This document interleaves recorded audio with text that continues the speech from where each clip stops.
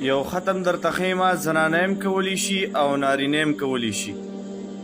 د چا چې څه قسمه شرعي حاجت وي هغه پوره کیږي نه، نو دا وظیفه تاسو شروع کړئ انشاءالله چې په ګارنټۍ سره درته وایم که د دې وظیفې د ختمېدو نه مخکې ستاسو حاجت پوره نه شو بیا ماته رینګ وکړئ.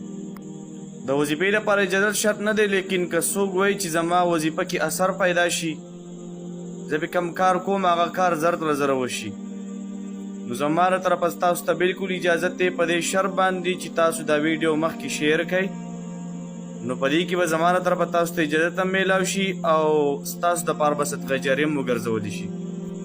ډیره اسانه وظیفه ده. یا بدیع السماوات والارض، دا به 80,000 فیرې وي او په 15 ورځو کې به یې وي، روزانه به 2,000 وي. د دې وظیفې لپاره څه ټایم ضروري نه دی، لیکن ستا له طرفه چې کوم ټایم متعین شولو هغه ټایم به بیا روزانه وي.